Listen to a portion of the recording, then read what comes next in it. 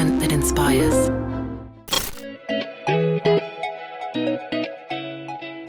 Sejam todos bem-vindos ao mais novo e completo complexo hoteleiro do Rio Grande do Sul, localizado no Centro Internacional de Arte e Cultura Humanista Recanto Maestro, na região central do Rio Grande do Sul e a poucos minutos de Santa Maria.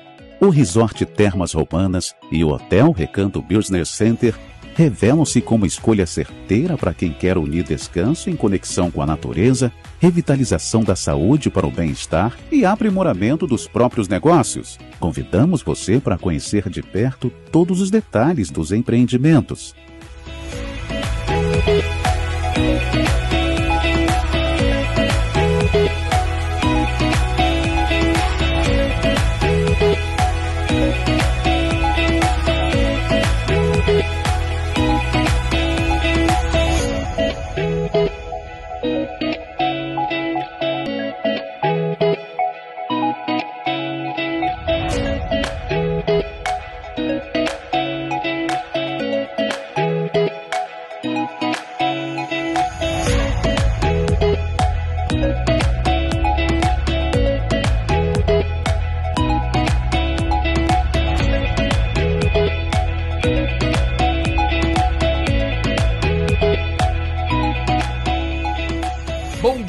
Boa tarde, boa noite, boa madrugada, não importa o horário que você consome o nosso podcast Eu Com Isso, desde que você esteja conectado e através dos nossos convidados a gente impacte e faça a diferença aí na sua vida.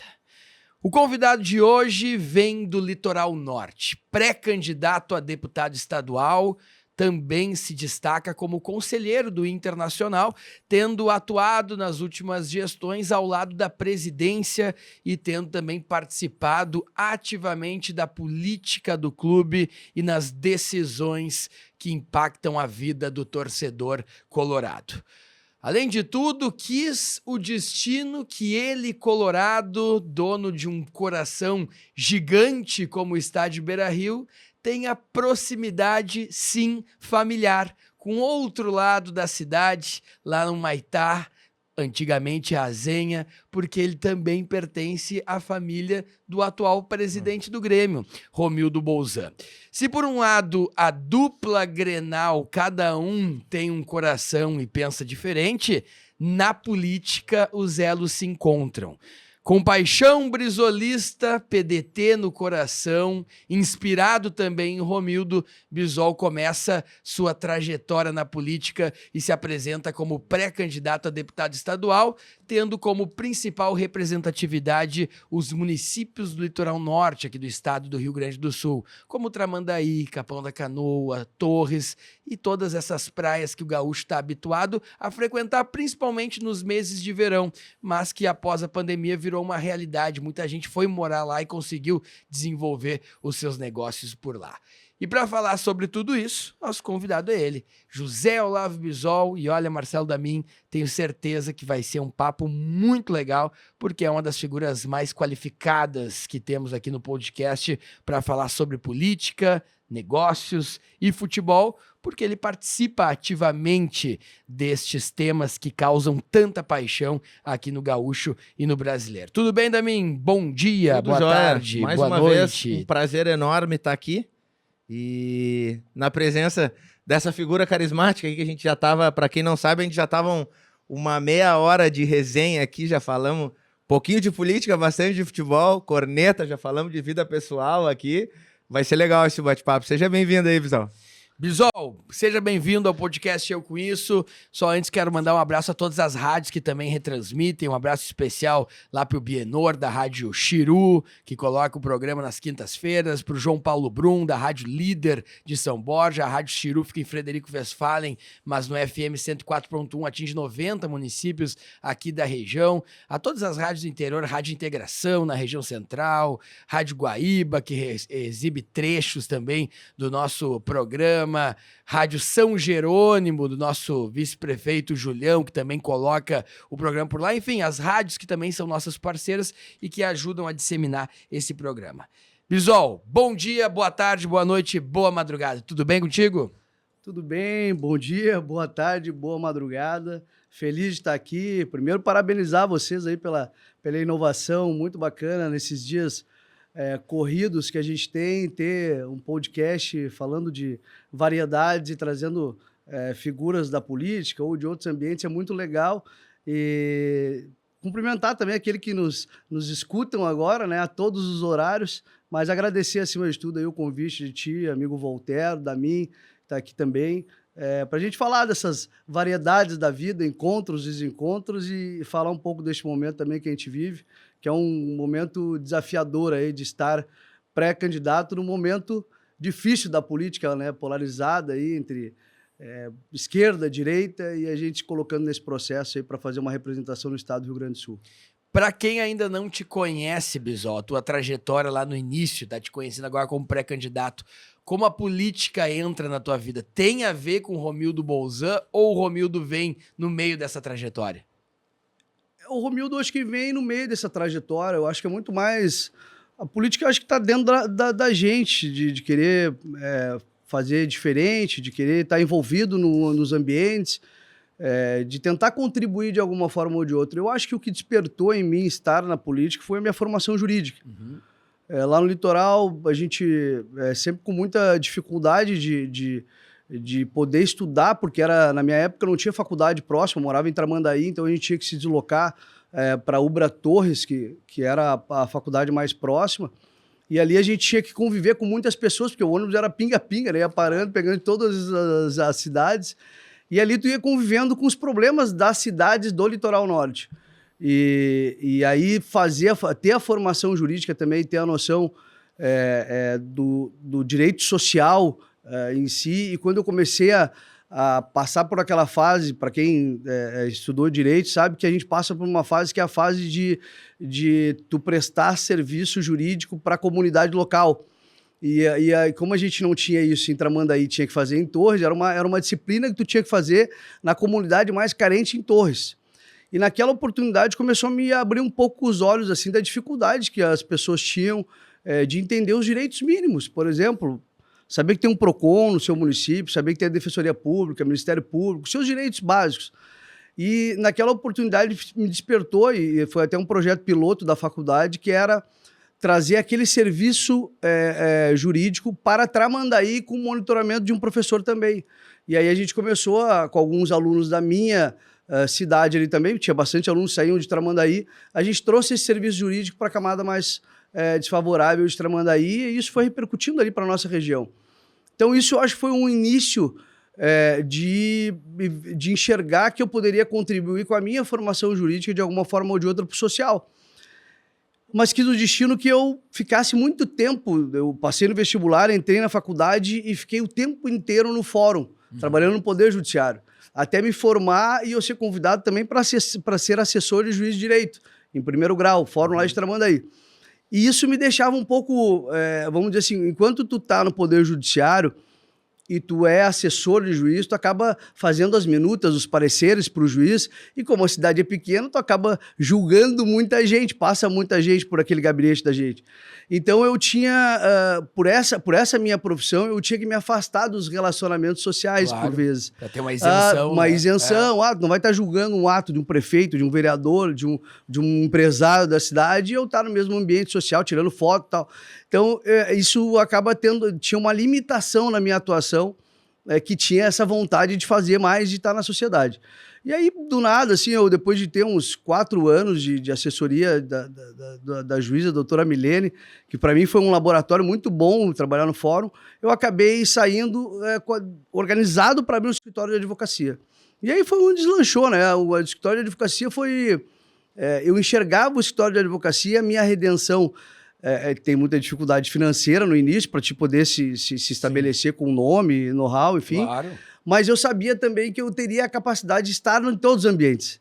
E era isso que eu gostava de fazer. O que me chamava assim, para a advocacia era eu poder ter liberdade de atuação, liberdade de poder me envolver em vários setores, poder contribuir de novo para o social. E essa foi a tônica do meu início. Quando eu imaginei que eu podia sair do Poder Judiciário e o direito eu poderia contribuir de alguma forma ou de outra para o social, eu aí procurei um partido, que eu nem conhecia a Gabriela, Isso É que eu minha ia esposa. perguntar, Pra quem E não sabe, a Gabriela Bolsã é esposa e mãe já de duas lindas meninas, né? Tá vindo a terceira aí. E vindo a terceira, já quase que é um timezinho de futebol, Baby, né? o Baby 3, a gente nem escolheu o nome ainda. E aí eu saí quando eu saí do fórum e abri o escritório, eu disse, eu vou entrar num partido mas nunca com a ideia de buscar um mandato. Eu também contribuindo para a questão administrativa, burocrática do partido. Partido sempre com muita dificuldade, partido de interior, não tem dinheiro para pagar advogado, para pagar contador. Então eu me colocava muito para organizar o partido. E fui indo até chegar num... Acho que essas coisas também, além da gente contribuir para o social e com a capacidade jurídica, a gente vai criando vínculos com isso. E eu acabei virando presidente do partido em Tramandaí. Primeiro fui presidente da juventude, depois fui presidente do partido. Acabei saindo um pouco de Tramandaí nessa função de ter um modelo. Eu queria criar um modelo de gestão dos partidos para que isso pudesse propagar para todo o litoral norte. E aí, com essa ideia, essa experiência que eu tive em Tramandaí, eu acabei correndo todo o litoral, junto com a coordenadoria, colocando à disposição minha experiência administrativa e também a minha capacidade jurídica de organização. Isso cria vínculos. Claro. E foi daí que chegou a oportunidade hoje de estar como pré-candidato. José Olavo Bisol também se destaca no mundo do futebol e claro que recentemente, nos últimos anos, você já deve ter ouvido ele nas rádios aqui de Porto Alegre, analisando o Internacional, a gestão do Inter. Como é que começa essa militância como conselheiro até vir a ser um dos principais assessores da presidência e participar ativamente da vida do clube, Bisol?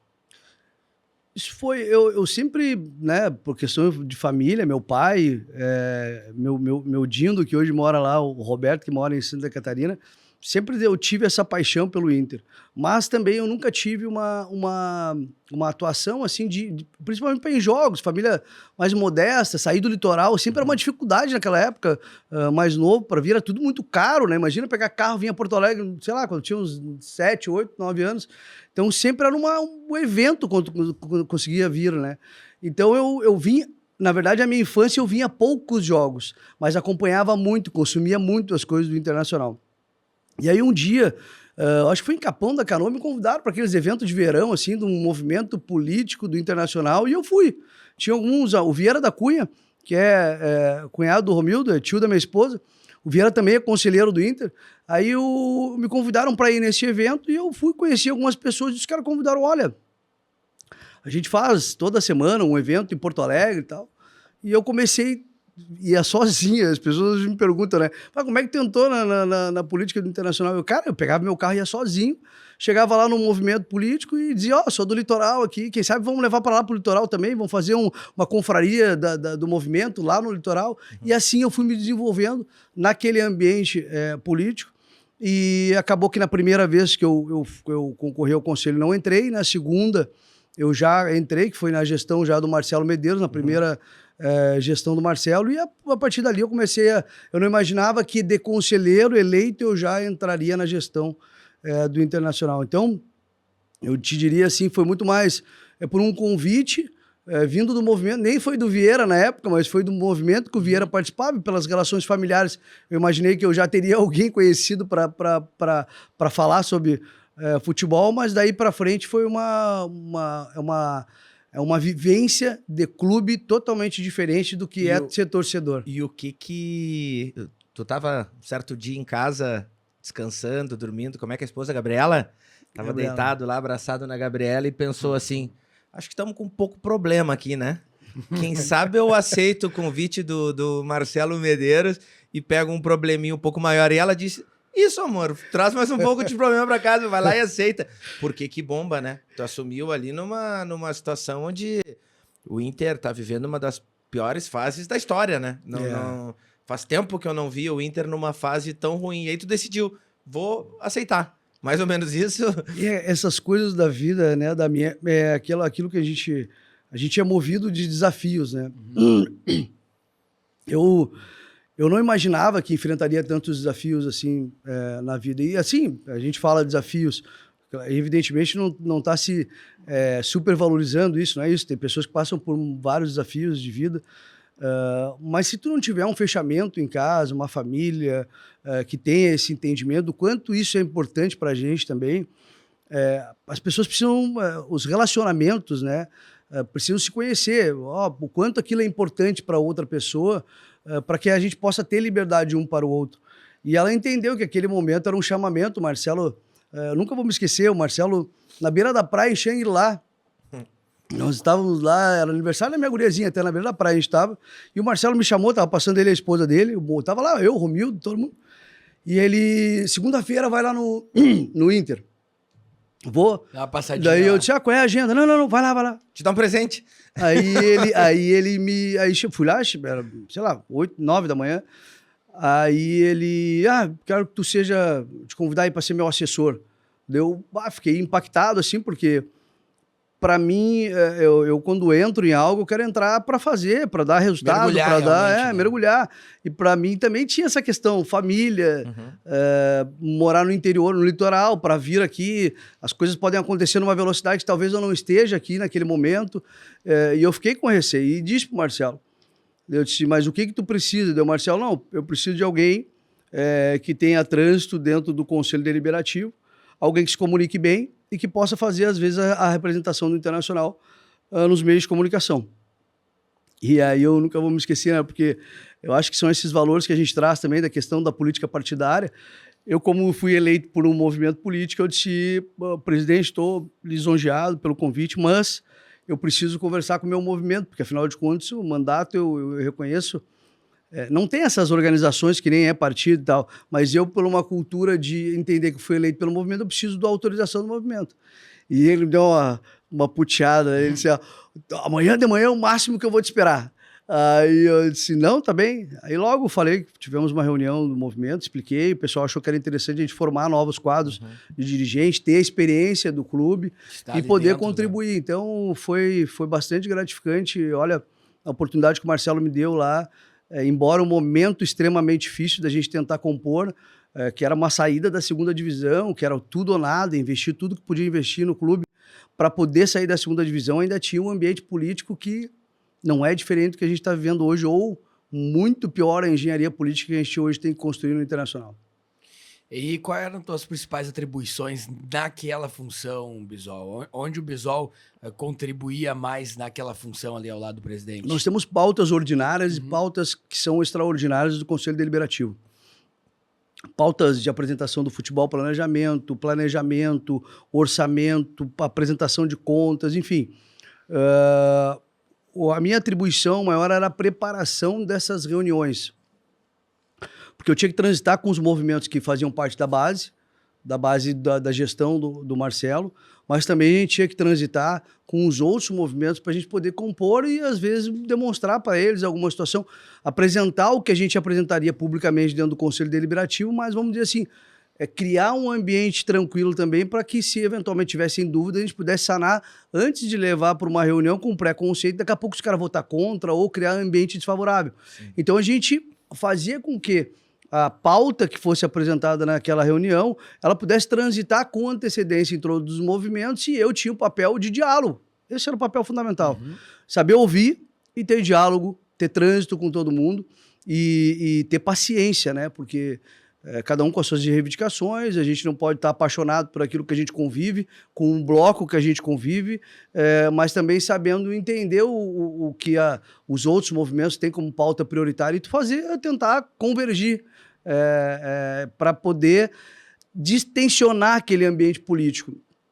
E é uma loucura, porque eu estou falando isso, mas embora no Internacional eu tenha o maior cuidado, e quem me conhece lá sabe que eu não faço pauta política partidária. Internacional é uma coisa, pauta política partidária é outra. Tanto é que algumas pessoas ainda falam, tu não vai me pedir voto? Alguns amigos do Inter, né? Eu disse, não, eu vou, no momento oportuno eu vou, mas quando eu estiver afastado das minhas funções do Internacional. Então eu tenho muito cuidado com isso. Mas a gente sempre faz um paralelo da política partidária com a política de clube. E é impressionante, assim, como quem está dentro do clube faz uma demonização da política partidária. dizendo que porque a política partidária não presta, porque a política partidária Até parte da sociedade também, né? A sociedade também. Mas a política de clube é algo impressionante, que para algumas pessoas que têm esse ambiente, eu inclusive faço um debate de alto nível, porque por que a política do Internacional ela é mais limpa, mais culta, mais intelectual, mais pura do que a política partidária? E por que as duas não podem convergir? Eu entendo que existem casos, e aí é por isso que existe esse preconceito, que as pessoas usam o clube como um trampolim da política partidária.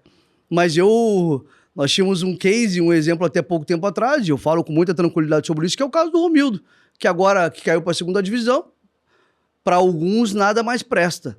Mas antes era um case para dizer o seguinte, olha, quem veio da política partidária e que teve gestão com sucesso e era da administração pública, trouxe os conceitos da administração pública para dentro do clube, que é privado, e deu muito certo. Trouxe o conceito de governança. De governança, né? Da administração, os conceitos, os princípios, enfim. E só lembrando, né, a torcida, o Romildo chega num momento muito ruim do Grêmio. O Grêmio fazia 15 anos que não ganhava um título de relevância nacional. Romildo Bolzan ganha em 2016 a Copa do Brasil, 2017 a Copa Libertadores da América, o Grêmio jogando um futebol espetacular, 2018 ganha a Recopa, 2019 se comemora e se fala muito em âmbito nacional sobre o superávit e a gestão administrativa e financeira do Romildo. E se a gente for colocar numa balança, o Romildo tem muito mais acertos do que erros no clube. E é claro que teve também seus momentos ruins, como qualquer gestão, carreira, como qualquer política administrativa aplicada ou a um clube de futebol, ou a uma prefeitura, ou uma Câmara dos Deputados, uma Assembleia Legislativa. Mas o Romildo, com certeza, é um dos maiores gestores da história do futebol do Grêmio. Talvez por ter conseguido colocar um Grêmio num patamar tão forte que a torcida sentiu quando o Grêmio não ficou neste patamar. Mas o Grêmio tornou-se outro clube, outra potência administrativa com o Romildo. Sabe que esses dias eu vi uma metáfora, né, de um amigo gremista, e eu comentei isso com ele. Eu falei, caralho, eu queria um Romildo no Inter aqui por uns 4, 5 anos, né? Porque o cara teve um ano que ele errou, ele teve um período ali que ele tomou algumas atitudes erradas e o Grêmio caiu. Daí ele falou assim, Damin, tu tem carteira de motorista faz quantos anos? Eu falei, cara, vai fazer quase 20, né? Desde os meus 18 para 19 anos ali. Dele assim, tu já capotou o carro? Eu falei, nunca. Daí ele falou, uma curva que tu erre e que teu carro capota, tu morre. Tu teve 20 anos de acerto dirigindo. Um erro, teu carro... E o cara tava puto com o Romildo. Puto, porque ele falou que um erro, tu capota e morre. E acontece, o torcedor futebol, ele é assim, não dá pra errar. É muito ingrato. Ao mesmo tempo que é apaixonante, é irracional, é motivador, ele nesse aspecto. Quem tá do outro lado do balcão, ele não consegue enxergar isso e tá tudo bem. Porque a gente também tem que saber, até antes eu estava falando sobre isso, eu, acima de tudo, sou torcedor, mas quando tu entra para esse ambiente de conselho deliberativo e de gestão do Internacional, tu acaba, e me falavam, olha, tu vai ir para política, tu vai começar a enxergar o futebol de outra forma. Hoje eu enxergo de outra forma, sem dúvida. E enxergo tanto que, por mais que a gente seja... Eu falo muito com o Alessandro sobre isso, que a gente vive um momento de extremamente dificuldade política no clube também. Por mais que a gente seja o engenheiro político, o cara que ouve muito, conversa muito, dialoga, constrói, estrategista político. Se o futebol não der certo, meu amigo, esquece. Nada tu consegue construir. Esquece. Tudo é errado, nada tá certo. Tu não consegue distinguir, por exemplo, se o planejamento está sendo feito de forma adequada, se o orçamento agora que vai ser apresentado vai apresentar superávit, se a gente está economizando por uma situação para ter louros no futuro, nada disso é enxergado. E faz parte do futebol. Explica para nós, Bisol, porque esse podcast é muito consumido por fãs, admiradores da política, né? Já tivemos aqui os deputados com maior votação aqui no estado, deputado estadual, deputado federal, senadores. Mas explica para nós, para quem não acompanha essa política de clube, como é que funciona uma eleição para eleger o presidente, como é que funcionam os conselhos. de quanto em quanto tempo tem uma eleição e como faz para a pessoa que está ouvindo ou nos vendo no podcast, para essa pessoa se inserir numa política de clube, porque a gente tem muitos apaixonados por futebol e que a paixão é tão grande que também quer saber sobre gestão, também quer saber sobre a engrenagem do clube. Explica para nós como funciona a política do Internacional e, consequentemente, a do Grêmio que tu acompanha também, porque né, tu és hoje da mesma família do presidente do Grêmio, Romildo Bolzan. Aqui no Rio Grande do Sul, é parecida as duas formas dos dois clubes ali de tu ingressar no ambiente da política do futebol. Porque primeiro começa pelos estatutos dos clubes, né? São parecidos. Embora o Grêmio ainda não seja plenamente eleito o seu conselho de administração, já no Internacional nós estamos numa inovação. Esse mandato agora de 3 anos, que já é inovação 3 anos, porque o mandato último do Marcelo Medeiros já era 2, o estatuto se modificou, e hoje são 5 eleitos. Hoje a gente sai de um sistema presidencialista e vai para um sistema de 5 eleitos com votos iguais, né? Ou seja, é uma cultura que está se modificando no clube através do seu estatuto. Eu sempre digo assim, hoje as redes sociais, então aí todos os movimentos políticos, eles têm as suas redes sociais e têm os seus conceitos, o que eles defendem, como se fosse, fazendo uma analogia com a política partidária, um partido. Estão todos lá, cada um defendendo a sua ideia. Mas assim, eu vejo que os movimentos hoje, todos eles defendem uma profissionalização. Essa profissionalização, ela às vezes é meio deturpada, assim, do ponto de vista de organograma, de gestão, de governança, mas todos eles querem profissionalizar o clube. Falo isso, eu acho, com tranquilidade também com relação ao nosso co-irmão. Mas todos querem menos político e mais governança e mais executivos, né, contratados, enfim. E o que acontece? Esses movimentos são a porta de entrada para o Conselho Deliberativo do Inter. Tem aqueles que gostam de participar do ambiente de movimento, porque o movimento, sendo ele gestão ou não, permanentemente ele está pautando as coisas do Internacional. Se tu é membro de um movimento, tu está lá falando das coisas do Internacional, cada um se organiza de uma forma, mas geralmente tem as suas comissões dentro dos movimentos que tratam sobre futebol, planejamento, marketing, enfim, todos os ramos que compreendem um clube de futebol, tá dentro de um movimento ali e tu tá ali. Agora, se tu queres participar do Conselho Deliberativo do Internacional, de tempos em tempos, ou véspera de eleição, os movimentos se reúnem e têm a capacidade de indicar uma nominata para o Conselho Deliberativo, que é uma nominata de 180 nomes, porque são 150 e mais 30 suplentes, onde eles encaminham e tu vai para o voto. É isso, que é proporcional. E aí o voto tem que atingir... a Cláudia Barreira está 15% do eleitorado para te poder começar a botar 20 e poucos conselheiros. Então, ou tu pode ser só um movimento que vai estar participando do legislativo, vamos dizer assim, só com a nominata, ou tu vai ser um movimento que faz parte vamos dizer assim, da majoritária, que é participar do Conselho de Gestão do Internacional e também da nominata para o Conselho Deliberativo. Então, tu pode participar das duas formas, vai depender do teu movimento, se o teu movimento está ativamente com o presidente, com vice-presidentes indicados, ou só no Conselho Deliberativo. Então, eu acho que o movimento é a porta de entrada para te estar na vida política do clube. E hoje o presidente de futebol falou de uma parte agora bem interessante, que é cada vez mais se querem executivos no clube, né? Menos políticos, menos até... torcedores querem mais executivos, né? Tenho alguns grupos de colorados no meu WhatsApp, né? Tem um que é bem mais ativo, que é o Colorado Zona Sul, lá de uns amigos que eu tenho desde 11, 12 anos de idade, e todos eles defendem que esses cargos eles devem ser remunerados. O que o torcedor pensa? Agora eu vou te falar como torcedor. O cara vai ser presidente do clube para quê? Ele vai ser presidente do clube ou para se projetar politicamente, ou para se beneficiar financeiramente. Isso é uma visão do torcedor, né? Ou ele é um completo apaixonado que faz com que ele fique cego. Não tem outro motivo. O cara que... Essa história do tipo assim, ó, que faz tempo... eu vou ser o presidente do clube porque eu amo o clube. Porque... Pô, daí tu pega um cara de 40 anos, tá fazendo a vida dele. Não é um cara milionário e vai deixar de trabalhar 60%, 70% do tempo na empresa dele para trabalhar pro clube. nada vai botar na cabeça do torcedor que esse cara não tem um interesse durante ou um interesse futuro.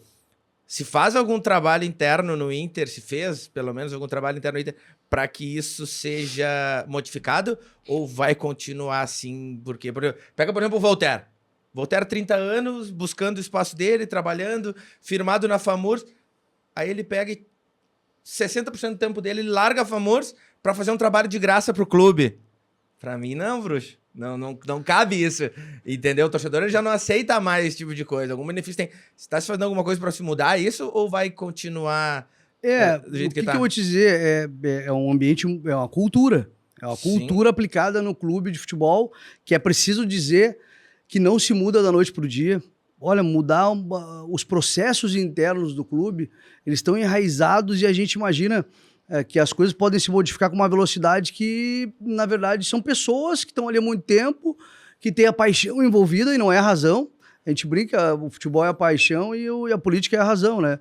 E a gente, tu imaginar que o cara que se coloca à disposição hoje para ser presidente do Internacional, ele tá apaixonado pelo clube, querendo fazer a gestão, mas para ele chegar na gestão, e aí vem essa parte que eu estava falando, ele transitou muito dentro do Internacional ainda para chegar à presidência. Essa é a cultura natural do clube, que em tese ele está bem formado, vamos dizer assim, dentro das bases do clube para chegar na presidência. Eu tenho assim uma particularidade com relação a isso, porque para mim a evolução dos clubes de futebol é a tal da SA. Tá? Essa é a evolução. Eu vejo com muita distância nós aqui no Rio Grande do Sul. Eu vejo com muita distância. Longe, bem longe. Muita distância pela nossa cultura. Tu imagina, temos 350 conselheiros e de cada matizes políticas aí, divertentes.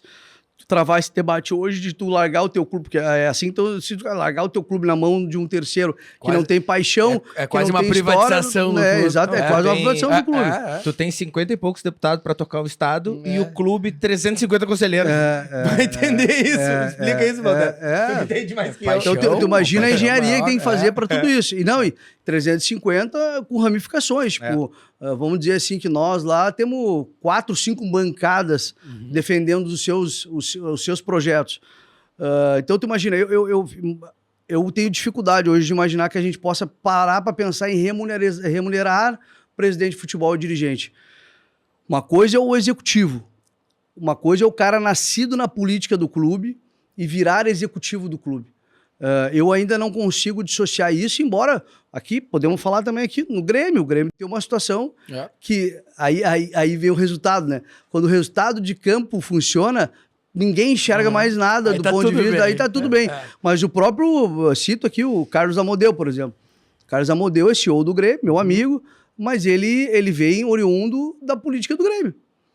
E virou CEO, claro, pela qualidade, pela competência, pelo que faz, buscou a capacitação dele e tal. Não é que ele saiu dos bancos da política para ir pro... Ele tem a história dele, né, de executivo. Mas hoje ele também ele participava da política do clube e hoje é executivo. Hoje no Internacional a gente não tem ambiente para discutir isso. Sim. Pelo ambiente que o futebol não traz resultado. Mas o que eu quero te dizer também, ao contrário, eu faço uma reflexão. Por que um cara de 40 anos... que tem a capacidade administrativa, que tem uma cabeça diferente, focada nas questões do futebol e tal, não poderia estar se doando para o clube e ser remunerado. Exato. Aí eu penso o seguinte, hoje só quem pode ser presidente, que eu acho que é mais excludente, só quem pode ser presidente do Internacional, em tese, é o cara já na sua vida ganha, que tem uma vida estável, que pode estar contribuindo para o clube. Então, tu acaba, de certo modo, afastando também pessoas mais novas que querem contribuir. E aí, se eu analisar por esse foco, daqui a pouco eu não estou analisando que o cara está lá pelo dinheiro, ou se projetar politicamente por aquilo ali, mas porque ele tem uma capacidade, mas que não pode largar os negócios dele, porque ele está na vida produtiva ainda. Então, também tem esse lado da situação. E aí tem um outro aspecto, assim, que eu acho que é o debate que não... É por isso que o debate não avança, é que eu acho que se a gente remunerar na cultura que a gente tem hoje, aí vira um palanque político, talvez até político partidário vai estar Tomando dentro, conta. tomando conta dentro do processo. Tu acha que se remunerar talvez pior? Eu acho que aí vai virar uma eleição municipal. Não, até mais forte. Mais forte que isso, até pela mais remuneração. Bobear vai claro. ter até rachadinha. Não sei, mas vira Dentro do uma clube. coisa muito mais Que estruturada engraçado. se entrar dinheiro, eu acho, no clube.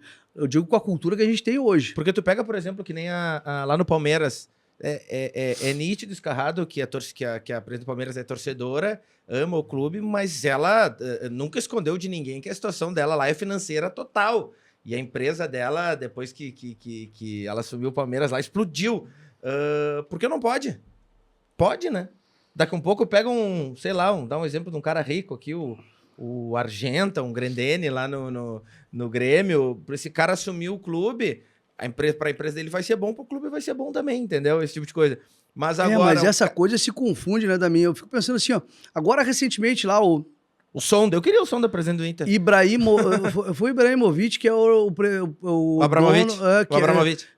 dono do Chelsea, que agora, em função da guerra com a Rússia, a guerra ele acabou vendendo e aí apresentou uma conta de, sei lá, 100 milhões. E aí? E aí a gente fala de um clube europeu, grande Top, liga, né? top, Sim. e que é super bem gerido, com governança, que é bom ter proprietário de clube, e o cara sai e me apresenta uma conta de 100 milhões. Então, assim, no Palmeiras, tá falando também, Palmeiras, aí o teu privado se confunde com a tua paixão. Ah, mas e quando eu sair, eu vou apresentar a conta? Ou eu só vou doar pro clube? Tá, mas e aí se eu só dou pro clube, cadê a gestão e governança? Cadê o superávit? Então o clube não é autossustentável? Se é isso que a gente busca a vida inteira, aí eu vou pegar um mecenas aí que a gente fala, o próprio Sonda, que o pessoal comenta, aí eu vou, e aqui quero deixar claro, nada contra o Sonda, ao contrário, só ajudou muito o Internacional, mas eu tenho dúvida.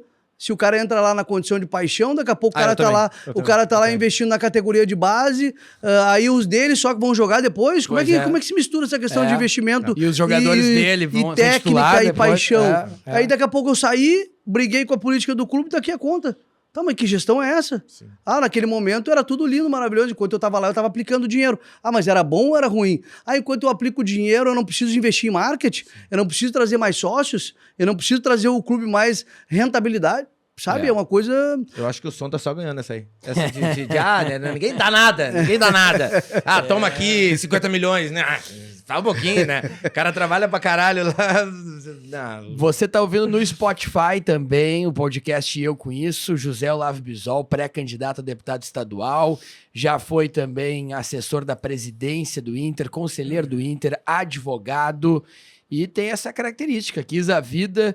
que a competência se juntasse também com laços fraternos e familiares com outro grande líder aqui do estado do Rio Grande do Sul, que é o presidente Romildo Bolzan. O Bisol, para quem não sabe, acho que agora todo mundo já sabe, mas eu lembro que há uns anos atrás as pessoas, ali é o genro do Romildo, mas o Bisol é casado com a Gabi Bolzan, que é filha do Romildo, e tem uma relação super bacana com a família. Como é que conheceu a Gabi Bisol? Movimentos do PDT? Porque a Gabi sempre participou também da juventude do PDT. Para quem não sabe, viu, pessoal, o Romildo, antes de ser presidente do Grêmio, já tinha sua vida político-partidária, foi prefeito de Osório, implementou o grande projeto de desenvolvimento da energia eólica que modificou o cenário econômico de Osório, do Litoral Norte, foi um grande gestor. O pai do Romildo foi um baita deputado estadual, um dos melhores deputados estaduais da história aqui do estado, inclusive o auditório do Tribunal de Contas do estado do Rio Grande do Sul fez uma homenagem, tem o nome de Romildo Bolzan, que é o pai do Romildo. Então,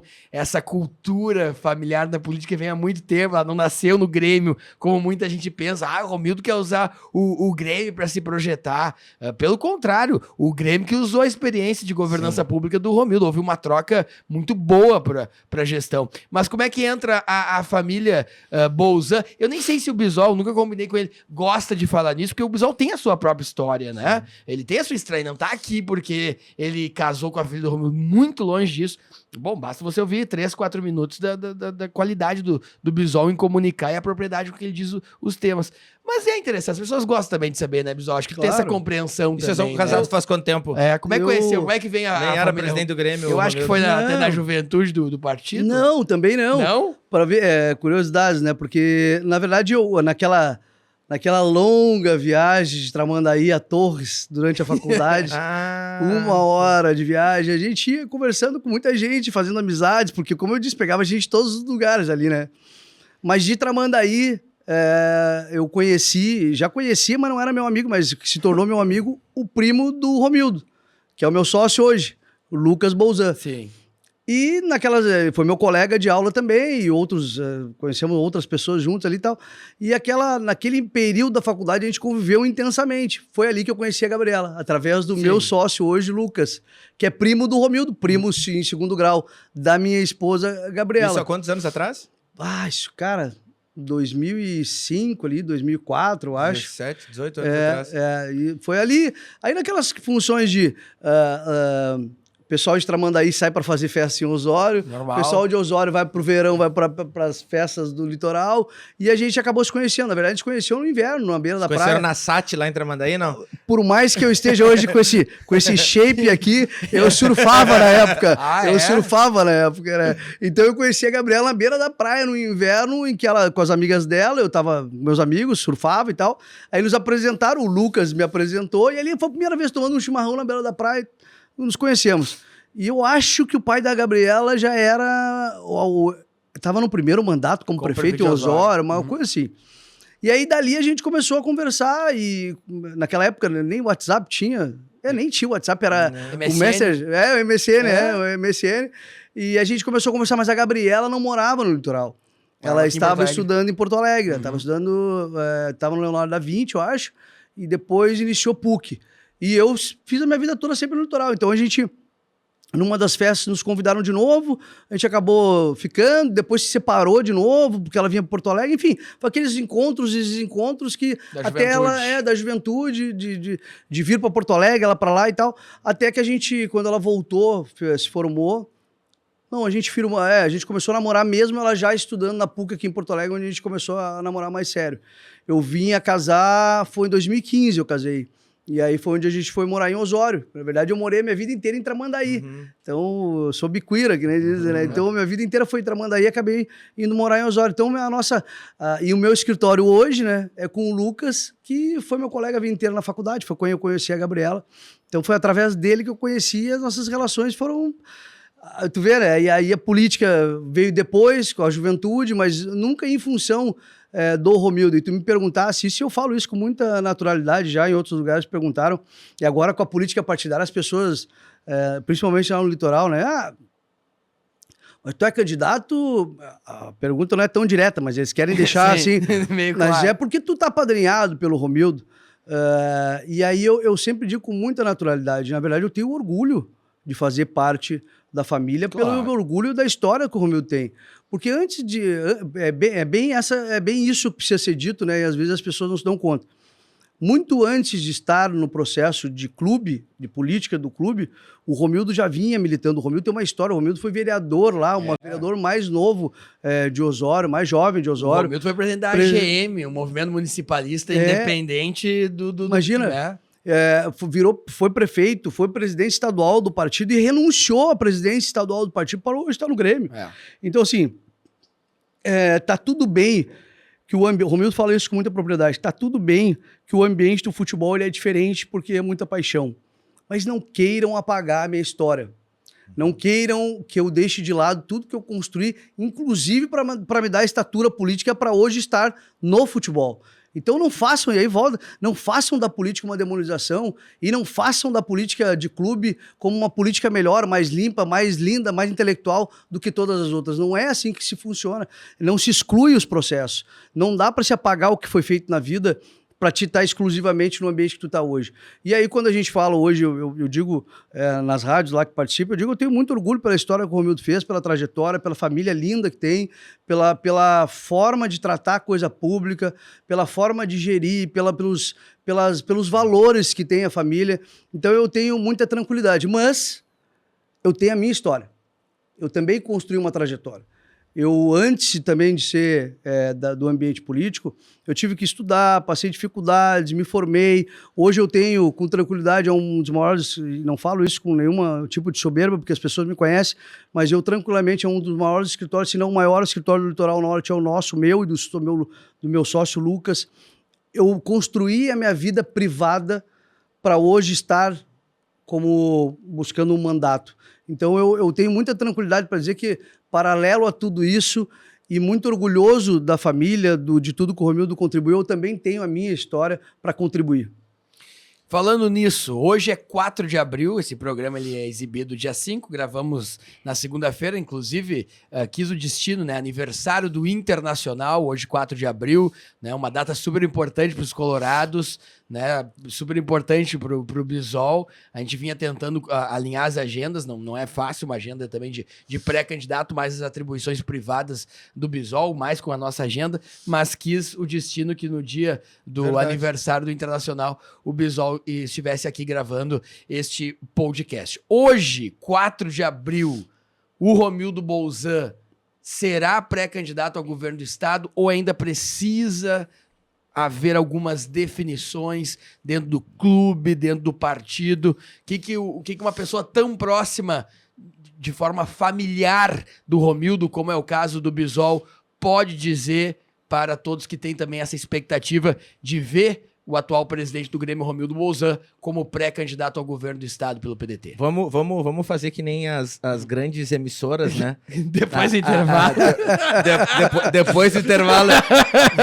Vamos dar uma moral pra quem paga a conta aqui, enquanto isso... Enquanto o pessoal pensa, né? Formula tese jurídica. Assim que nem o João Kleber. Para. Vamos dar uma moral para deixar no suspense. Tem novidade por aí. Ele larga assim, o Ciro Gomes não vai mais e vai o Romildo. Aí deu, né? Ô, Damin, a gente já passa o programa agora. A gente tem muitos patrocinadores bacanas aqui, mas eu quero dar um recado especial hoje para a nossa Kia Sun Motors, porque nesse momento que você está ouvindo o podcast, daqui a pouquinho tem a inauguração do novo lounge da Kia Sun Motors aqui na Avenida Ceará 370. Ali vai ser um espaço para o Jefferson e toda a equipe da Kia Sun Motors receber clientes, prefeitos, amigos da política. O Bisol esteve conosco lá no encontro que a gente fez lá no Litoral Norte. E a gente sabe que para esse ambiente de vendas, em apresentação também das novidades do mercado de carros e motos, é super importante estar conectado, super importante estar levando as pessoas e poder explicar de uma maneira mais próxima. Então, tem a inauguração do novo lounge da Sun Motors hoje, nesta terça-feira à noite, ali na Avenida Ceará 370. Ele faz um match com empresários das 19h30 às 21h30, apresenta novidades, tem um coquetel e dali já surgem bons negócios ou contatos. Mas também tem o Keystonic, né? Que é o carro que vai levar os nossos convidados em breve. Hoje, e é bonito o Bisol veio de carro, mas quem sabe aí nos próximos meses a gente o nosso Keystonic não passe lá em Osório para buscar e levar ele, ou deixar aqui no escritório dele em Porto Alegre também. Não é má ideia, né? Agora, tu sabe que sábado eu fui no aniversário. Opa! Era um clube que tem ali perto do bairro Jardim Carvalho ali. E o Keystonic veio chegando de longe, o cara chegou num Keystonic azul. Opa. Coisa mais linda do planeta, veio chegando de longe. E eu já vi, né? Eu tô vendo quase todos os dias o Keystonic. E o cara chegando e o Keystonic veio desfilando, assim, coisa mais linda do planeta.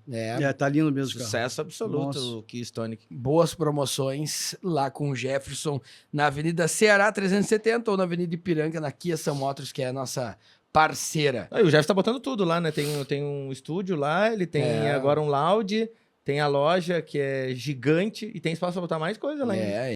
Tá bom de marketing. O Jefferson é um homem de relacionamentos, né?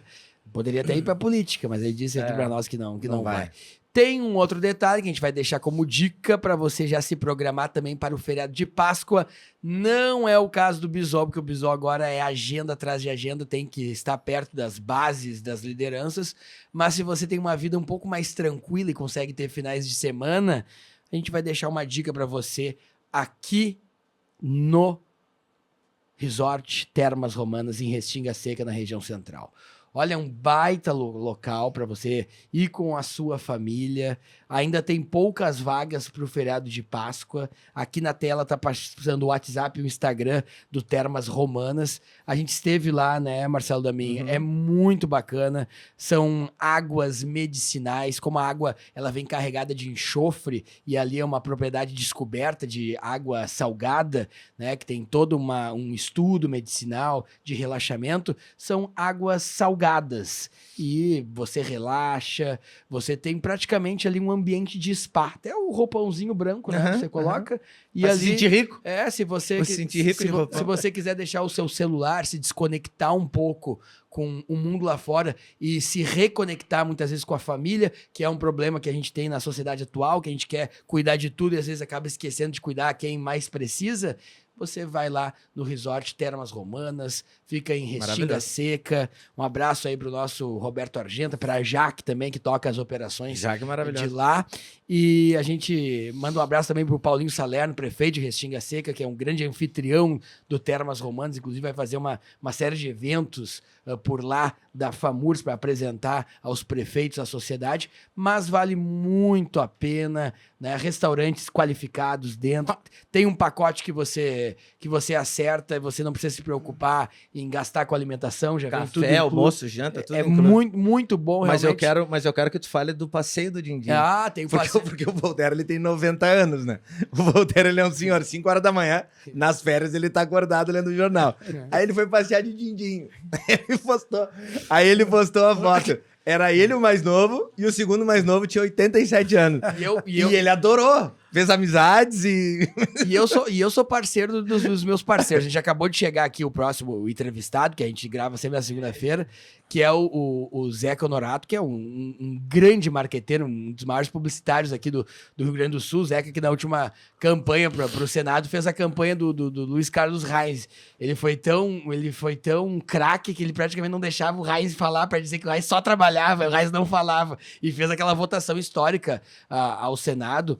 E, na verdade, né, isso, e ele sabe, né, da nossa parceria, o Zeca, como durante muito tempo, né, ajuda a posicionar também o Roberto Argenta, que é pré-candidato ao governo do estado, foi o cara que nos trouxe o Roberto Argenta aqui, né? O Zeca um dia me mandou um WhatsApp, bem legal teu podcast, eu acho que combina a gente trazer o Argenta, trouxe ele numa tarde aqui, depois a Jaque entrou em contato conosco pra gente fazer algumas parcerias também, e depois aqui do nosso Bisol, o Zeca vai estar contando também esses bastidores da política, já está aqui conosco hoje e é um grande parceiro. Bom, dito isso... Última coisa, vamos mandar um abraço também para a doutora Thaís, da TG Harmonize. Que tu tem com saudade dela. Que tu tem que ir lá terminar os teus dentinhos lá atrás. É verdade. Então, doutora, beijo aí. Grande Voltaire abraço. vai parar de fugir, é que eu não tô podendo ir pegar na mão dele pra ficar lá, que ele morre de medo. Então ele ele tá adiando. É ele legal, tá esperando a minha agenda pra poder ir. É legal de ir na doutora Thaís porque ela gosta muito de política, né? Por isso que é parceira comercial aqui do programa.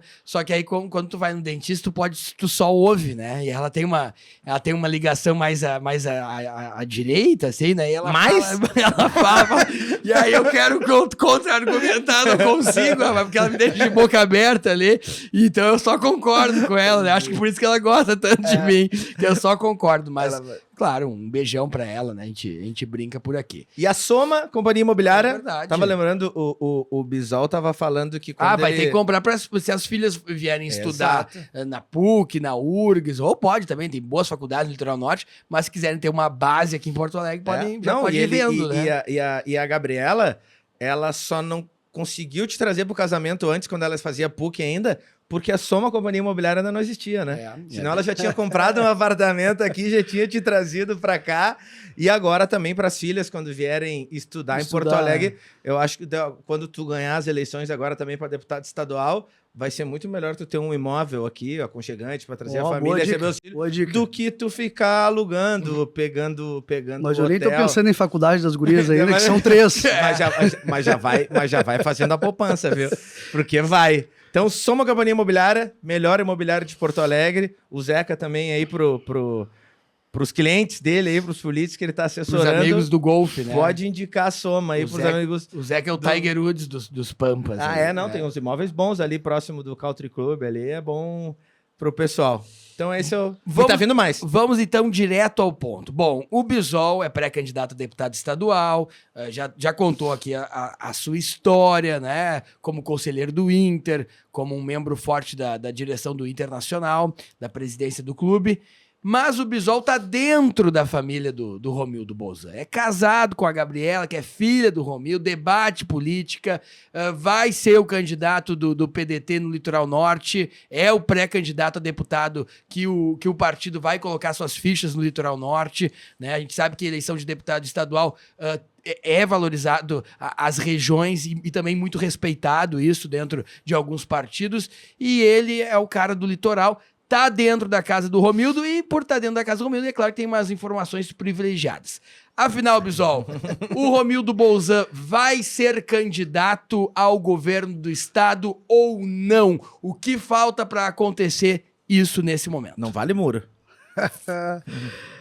Primeiro, cumprimentar o Zeca aqui. Eu quero dizer que o Zeca também foi vitorioso, numa proporção menor, evidentemente. Não deu tempo de contar mas todo. foi vitorioso lá em Tramandaí também, nos auxiliou lá na eleição lá do Galto e do Flavinho, na reeleição. Nos ajudou muito lá e nós vencemos a eleição lá também. Te cumprimentar, viu, Zeca? Cara, eu também preciso fazer um registro aqui, é dia 4, né? Eu preciso parabenizar o Esporte Clube Internacional, né? O clube que eu amo, que estou lá tentando contribuir, que a gente possa, com a nossa experiência, aí, poder ter dias melhores, que o Internacional possa ter glórias de novo, né? Bom, função do Romildo. Eu poderia te dizer que o Romildo quer muito. Isso ninguém tem dúvida. Ser candidato Acho que a governador. talvez ele não externe isso, mas ele quer muito ser candidato ao governo.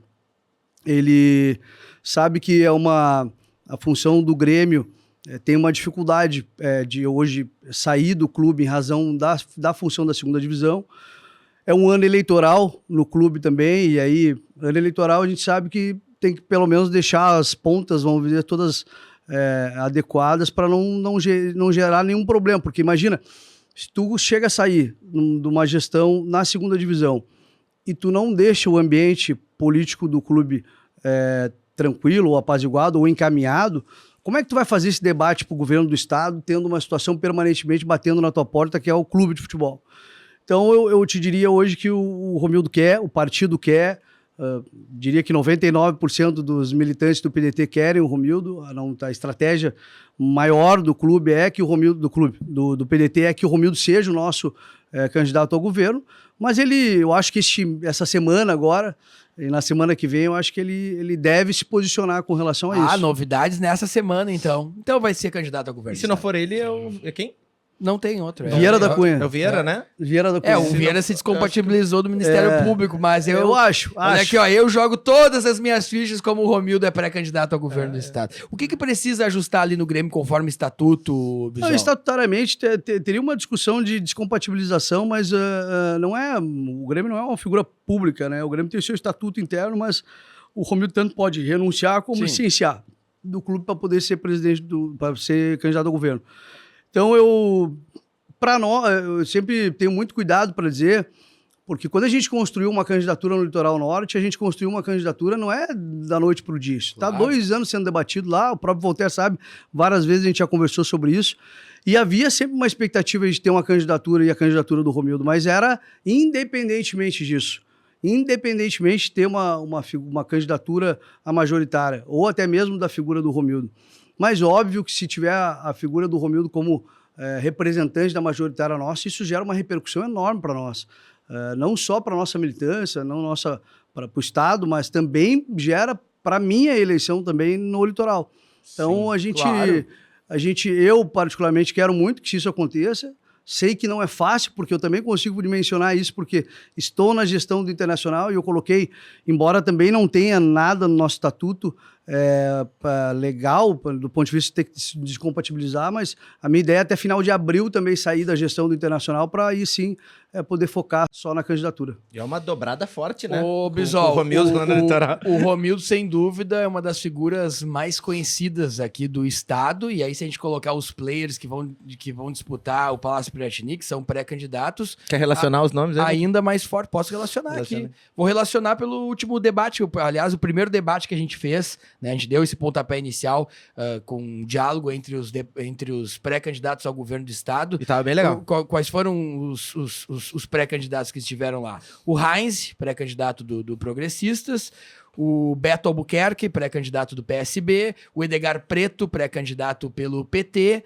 Aí a gente teve alguns casos que representaram o partido, né? Que é muito normal porque tá essa discussão. Mas o que tem definido? O Gabriel Souza, pré-candidato pelo MDB. E aí a gente teve lá o Busato, que representou a União Brasil, mas que é um partido que a gente sabe que deve compor. Naquela oportunidade, o Ciro Simone, representando o PDT, deixou bem claro, porque ainda tem essa indefinição em relação ao Romildo, né? Que precisa se descompatibilizar em relação ao Grêmio. E Roberto Argenta, que é uma novidade. O Zeca brinca muito, né? O Zeca é um construtor de narrativas, né? E o Zeca brinca muito, que vê muito potencial, porque, aliás, é o empresário que mais gera empregos aqui no estado, né? Então tem essa construção aí. O Roberto Argenta é pré-candidato ao governo do estado. Ele era uma figura que pertencia ao MDB, hoje está em outro partido, o PSC. E também estava lá. Então, e o Onyx, Lorenzoni, que o Onyx, infelizmente, não conseguiu ir, é o pré-candidato ao PL. Com dois palanques bolsonaristas, né? Que é o Heinz pelo Progressistas. O Onyx, atual ministro, agora, né, veio para deputado federal para poder concorrer. Consegue enxergar uma estrada boa, caso seja o Romildo o candidato, para conseguir esse diálogo com a sociedade, Bisol? Embora a gente não tenha muita a noção eu digo assim, no geral, da esquerda, da direita, o que é centro, dos partidos em geral, a figura do Romildo, pelo menos as pesquisas que a gente tem, ela demonstra que o Romildo realmente é considerado um cara de centro. Sim. Ele tanto consegue buscar voto da pessoa que vota no Bolsonaro, como também no Lula. O que é diferente desses outros dois, que é o Heinz e o Edgar Preto, por exemplo. Sim. O Heinz, o Edgar Preto e o Onyx, que são extremamente identificados com os seus palanques. Então o Romildo vem para despolariza, e isso se consegue buscar votos da polarização. Mas não é só isso, né? A gente sabe que precisa entrar no debate político, precisa saber exatamente como vai dinamizar a função de tu ter saído do clube de futebol, se isso acontecer, indo para a política partidária, como é que esse debate vai ficar sendo travado no clube, se simplesmente a gente vai virar uma página e as rádios não vão permanentemente estar discutindo isso e voltando atrás. Por isso a importância que eu digo se ele for fazer isso, de tranquilizar o ambiente do futebol, porque imagina permanentemente o canhão que é os clubes de futebol, permanentemente está falando pejorativamente da figura do presidente que está discutindo temas do Rio Grande do Sul. Então isso pode gerar impacto na eleição. E eu acho até que ele deu uma sumida o ano passado, quando... Lembra que a gente estava conversando de trazer ele aqui? E por questões do clube estar em fase de rebaixamento ali, ele acabou não... Se preservando, né? Se preservando. Acho que isso é ruim, né? Porque o clube, os torcedores até comentavam, o Grêmio brigando para não cair, o Romildo falando de política. Os torcedores ficavam loucos, tu escutava as rádios teve do Grêmio, um episódio... Rádio Patiola lá, os caras dando porrada, né? É aquilo que a gente estava falando paixão, nisso, paixão. Ele era Deus também. Em 2016, quando ganhou a Copa do Brasil e a Libertadores de 2017, ele era um Deus. Se naquela eleição ele fosse candidato, era governador do estado. Ganhava. Então, esse ambiente da política de clube, ela não consegue, e é natural que isso aconteça também, mas não consegue dissociar a função da política partidária com a política de clube. Tanto é verdade que lá, eu acho que foi no meio do ano passado, a gente fez uma janta lá em Itati, eu acho que foi, aqueles eventos políticos normais da vida, do cotidiano, do Ciro, do Romildo, lá dos ambientes nossos que a gente convive.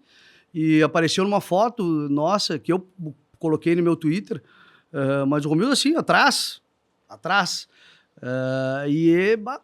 foi bem naquela época ali, não me lembro que jogo era, porque todo jogo era um sofrimento naquela época do Grêmio, e foi uma loucura, a torcida, que tu só tá pensando na política partidária, tu não tá pensando no clube e tal, como se o ser humano não conseguisse fazer 2, 3, 4 coisas ao mesmo tempo, sabe, uma coisa impressionante, mas é uma situação bastante difícil, eu vejo com muita... Não só porque estou no ambiente pessoal e acredito na história, né, que o Romildo criou, administrativa, política, inclusive no Grêmio, né, que as pessoas querem apagar agora, impressionante isso.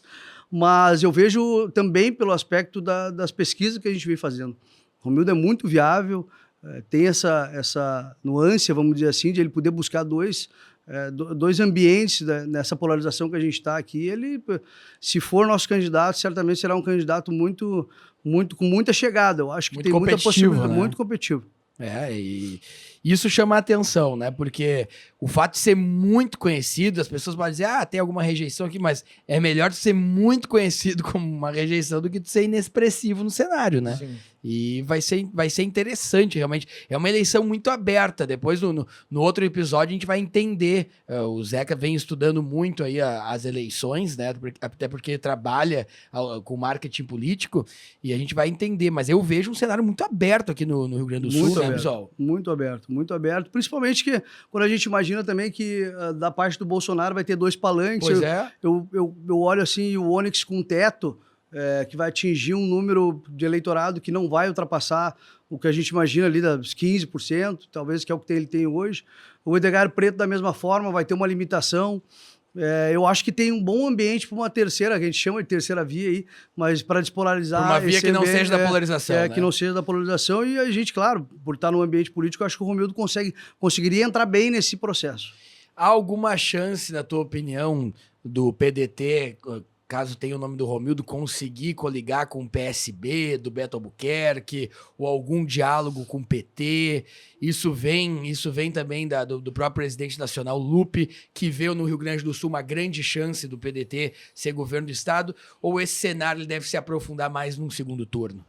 Eu tenho conversado muito com o nosso presidente Ciro, esse final de semana ainda conversava sobre isso. Eu acho que ser viabilizada a candidatura do Romildo, acho que vai clarear o cenário para nós. Uhum. Hoje, essa dificuldade de tu não ter candidato, tu tem dificuldade de sentar e compor. Porque as pessoas querem saber quem vai ser o protagonista. Quais são as viabilidades, quais são as chances de poder. Porque é mais ou menos dessa forma que as pessoas se negociam. E a gente também tem que analisar como é que está se compondo a nacional, né? Tu fala do PSB, o PSB era um partido que, pelas relações do Beto, inclusive com o PDT, mas o PSB teria muita possibilidade de estar com o PDT. Só que essas articulações políticas que estão sendo feitas a nível nacional, com o Lula já buscando o apoio do PSB, o Alckmin se filiando ao PSB para ser vice do Lula, a gente vê com dificuldade, porque eles buscam sempre a verticalização, né? O que está posto na nacional, eles querem replicar para cá. Daria para ter uma exceção aqui? Bom, daria para se analisar o caso nosso aqui e excepcionar. Daqui a pouco abrir o palanque, porque nós temos o Ciro Gomes como presidente. Sim. E aí abrir o palanque aqui para os dois, para o Ciro Gomes e para o Lula, mas como é que se faz isso, já que está um tensionamento nos debates hoje, né, das propostas que o Ciro Gomes tem com relação à postura do PT em geral e do Lula. Então, existe uma dificuldade. Hoje eu te diria, Voltaire, que essa indefinição da nossa majoritária nos deixa afastado de coligações neste momento. Por isso, a preocupação que a direção estadual tem, e por consequência disso o Lupe também, né? Claro. De ter essa definição quanto antes para a gente estar no processo político, até para nos enxergar como é que nós estamos nas pesquisas depois, porque até então o que a gente tem de pesquisa é de suposto candidato. Nunca foi dito que é candidato. Então, quando colocar o nome mesmo à disposição, como é que nós vamos estar nesse processo? Nós vamos estar bem, melhor, ou vamos pior, ou se for o Romildo do Grêmio vai ser um problema, se for o Vieira da Cunha nós não vamos conseguir atingir, ou se for outro terceiro nós vamos ter mais dificuldade. Então o cenário sem candidato nos deixa numa fragilidade. Agora, se tudo der certo e de fato o Romildo ser o nosso candidato, eu acho que o cenário é muito favorável, até do ponto de vista de prospecção de coligação. Acerta o Ciro Gomes em bater no Lula e no Bolsonaro ao mesmo tempo? Ele acerta. O problema é o passado. Uhum. O problema é tu manter o discurso de tu não concordar nem com um nem com o outro, e até pouco tempo atrás, eu digo na última eleição, tu ter diversas declarações em favor do Lula, principalmente naquele episódio da prisão, das decisões judiciais que foram contestadas, da Operação Lava Jato. E aqui eu não estou entrando no mérito jurídico do assunto. Mas o Ciro muito falou sobre aquela situação. E, inclusive, dando a entender de que era uma injustiça já naquela época. Tá? E eu volto a dizer, não estou entrando no debate jurídico. Mas o problema é que, estrategicamente, quando a gente começou as pessoas a enxergar no Ciro Gomes ou no PDT um puxadinho, um elo do PT, isso acabou gerando uma repercussão até, inclusive, nos nossos militantes. Porque nós não queremos, nós temos os nossos projetos, nossas bandeiras. E aí, quando começaram a nos vincular com a esquerda, pura e simples, esquerda pejorativamente, a estratégia se modificou. E eu acho que não é só estratégia de campanha, é uma convicção também do Ciro Gomes, e eu entendo que o ser humano se modifica, se pensa, se raciocina e se muda de ideias. Mas para a população em geral, não parece perceptível que isso é uma situação de momento ou ele tem convicção nisso. Porque hoje as pessoas continuam achando algumas pessoas continuam achando que o Ciro Gomes é de esquerda, e aqueles que acham que não é de esquerda, ele diz, não, é só para discurso, é para palanque, enfim. Então eu vejo com dificuldade essa função das pessoas descolarem o discurso. Mas neste momento eu acho que é acertado, porque nós temos um projeto nacional de desenvolvimento. Nós temos as nossas bandeiras. Para quem quiser conhecer o Projeto Nacional de Desenvolvimento, tem um livro publicado. Exato. Com plano. Porque muitas vezes se fala assim, não tem nenhum candidato com plano de governo nesse país. Não tem. Se você for ali na Saraiva, em qualquer livraria, e pedir ali o Plano Nacional de Desenvolvimento do Ciro Gomes, tá ali até é legal para quem quiser acompanhar como é que funciona um plano de governo, tá ali postado num livro. Esse aspecto, né, Voltaire, assim, é óbvio, eu sou do PDT, tenho convicções, mas o debate que se trava hoje no país é debate de ideologias sem profundidade de qualquer tema hoje que a gente tem. Tu é contra o Lula ou tu é contra o Bolsonaro, ou tu é Lula ou Bolsonaro. E não sabe nem o que tá fazendo lá. E não sabe nem o que tá fazendo lá. E o debate que se trava entre os dois fortalece os dois. É impressionante isso, porque se tu tira hoje do processo o Bolsonaro, o Lula morre. Ou vice-versa, se o Lula sai do processo hoje, o Bolsonaro enfraquece. Clareia o cenário político. Só que o que hoje está bom para os dois se alimentar? Os dois se alimentando, ninguém enxerga uma terceira via ou um outro candidato. Se o Lula sai hoje, o Leite é o presidente. Daqui a pouco se sai uma... Ou tô errado. O Ciro Gomes. Daqui a pouco pode ser o Ciro. Ou o Ciro Gomes. Então eu digo isso porque ninguém consegue enxergar a capacidade e profundidade dos temas que o Ciro Gomes hoje desenvolve. E quando tu fala em geral, meus amigos, inclusive, o Ciro Gomes é doido. O Ciro Gomes bate na mulher. Ele lá, que é os fake coronel. news. É coronel.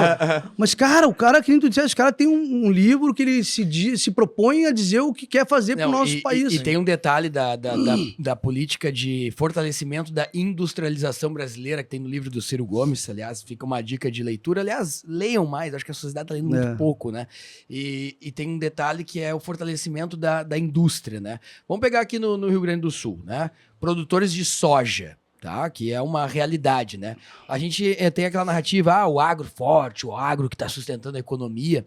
A gente pega toda a nossa obra-prima, que é a soja, que hoje é uma realidade, né, que dá uma lucratividade financeira super boa para esses agricultores, mas a gente pega essa soja e praticamente exporta toda ela.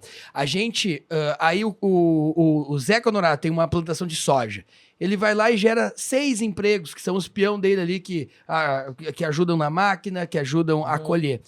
Mas por que a gente não debate, por exemplo, de que forma a gente poderia pegar essa obra-prima que 95% está sendo exportada, né, e no qual a gente não tem mais um imposto, como se teve lá atrás com a Lei Candir, né, que se liberou esse imposto de exportação que gerava ICM, gerava o imposto de riqueza para o Estado? Por que a gente não debate de que forma a gente pode pegar a obra-prima do nosso estado, do Rio Grande do Sul, e eu estou dando o exemplo da soja, que é uma realidade no interior, e transforma isso em indústria? Por que a gente não pega essa obra-prima e transforma em diversos produtos que podem alimentar o consumo do Rio Grande do Sul e o consumo brasileiro, e ao invés desse agricultor que está gerando 6 empregos, ele vai gerar 600 e ter a mesma lucratividade através de um fortalecimento de uma política nacional e estadual de fortalecimento da criação da indústria? Porque hoje a gente pega a nossa obra-prima e tem a exportação. E aí fica todo o lucro para aquele agricultor. Não está errado, eu não estou aqui dizendo que o agricultor não merece lucro. Merece, mas é papel da política incentivar e criar uma estratégia que essa obra-prima possa gerar empregos no país, possa gerar outros produtos, para que não seja algo totalmente vertical. Produziu aqui, joga lá para fora, lucro máximo para aquele empresário agricultor. E aí, quando a gente vai olhar nas cidades, a gente vê uma desigualdade muito grande. A gente vê o setor agro muito bem, muito bem, e vai para uma vila de uma cidade ver as pessoas passando fome. Isso está no livro do Ciro? Isso é o projeto de industrialização. Né? Uma das situações que ele fala é assim, a mola propulsora do país é a industrialização. E ele fala também, ele faz uma analogia de que lá em Getúlio, na gestão de Getúlio, quando se travou a discussão sobre as leis trabalhistas, também foi a mola propulsora a industrialização do país. Foi o pontapé inicial para isso. E ali que começou a gerar emprego, começou a gerar possibilidade de ter autossuficiência financeira no nosso país. E hoje o que a gente vê é uma desindustrialização do nosso país. E é por isso que o dólar está lá em cima, é por isso que a gente não tem capacidade de desenvolver emprego, é por isso que a gente não tem capacidade de desenvolver novas tecnologias e ser protagonista em setores que a gente já é protagonista fora do país. Exatamente. E a gente não consegue fazer isso. Então, ele fala isso com muita propriedade e ele é bom que leia mesmo, porque sobre todos os pontos que a gente imagina que são importantes para o desenvolvimento do nosso país, ele fala da industrialização e faz essa analogia com outros países, mas também em momentos importantes do nosso país que já deu certo. Porque isso acaba acontecendo, né, Bisol e ouvintes, o enfraquecimento das relações de trabalho. Eu não estou aqui, né, levantando uma bandeira trabalhista, mas, nenhum pai de família vai ficar 10 anos entregando pizza de Uber Eats. Nenhuma pessoa que é formada numa faculdade vai ficar 15 anos de Uber. E aí tu não tem uma relação de trabalho que tu gere riqueza para o país.